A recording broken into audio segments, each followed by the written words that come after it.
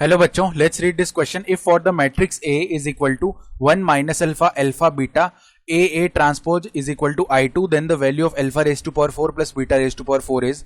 तो यहाँ पे मैं वैल्यू बतानी है alpha raise to power 4 plus beta raise to power 4 की. स्टार्ट कर लेते हैं हम की कॉन्सेप्ट से. तो देखो, जब भी हमारे पास एक ऐसी 2x2 की मैट्रिक्स है A1 A2 A3 A4 और इसका हम मल्टीप्लीकेशन कर रहे हैं किसके साथ, B1 B2 B3 B4 इस मैट्रिक्स के साथ.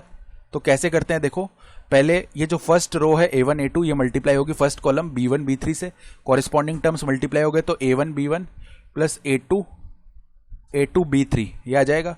फिर A1 मल्टीप्लाई होगा B2 से तो A1 B2 और A2 मल्टीप्लाई होगा B4 से तो A2 B4 ये आ गया.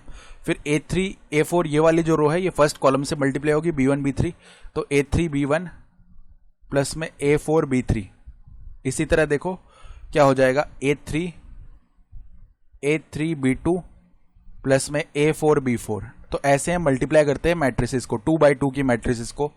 तो यहाँ पे देखो A हमें क्या दिया हुआ है, A दिया हुआ है matrix 1 minus alpha alpha beta.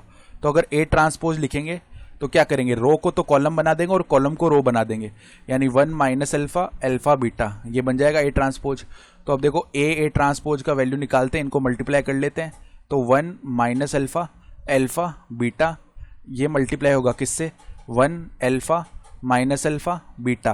तो चलो इनको यहाँ पे मल्टीप्लाई करते हैं. 1 मल्टीप्लाई हुआ 1 से तो 1 आ जाएगा, और माइनस अल्फा मल्टीप्लाई हुआ माइनस अल्फा से तो प्लस का अल्फा स्क्वायर. देन 1 मल्टीप्लाई होगा अल्फा से तो अल्फा आ गया, माइनस अल्फा मल्टीप्लाई होगा बीटा से तो माइनस का अल्फा बीटा. फिर देखो यहाँ पे फर्दर अल्फा मल्टीप्लाई हुआ 1 से तो अल्फा आ गया, बीटा मल्टीप्लाई हुआ माइनस के अल्फा से तो माइनस का अल्फा बीटा, ठीक है. और फिर अल्फा मल्टीप्लाई हुआ अल्फा से तो अल्फा स्क्वायर, बीटा मल्टीप्लाई हुआ बीटा से तो प्लस का बीटा स्क्वायर. और क्वेश्चन के अकॉर्डिंग ये जो है I2 के इक्वल है, तो I2 यानी आइडेंटिटी है यूनिट मैट्रिक्स यानी 1 0 0 1, ठीक है. तो अब देखो 1 प्लस अल्फा स्क्वायर वाले को अगर कंपेयर करें तो 1 प्लस अल्फा स्क्वायर का वैल्यू आ जाएगा 1, यानी अल्फा स्क्वायर का वैल्यू आ जाएगा 0. This means alpha raise to power 4 का वैल्यू भी कितना आएगा, 0, ठीक है.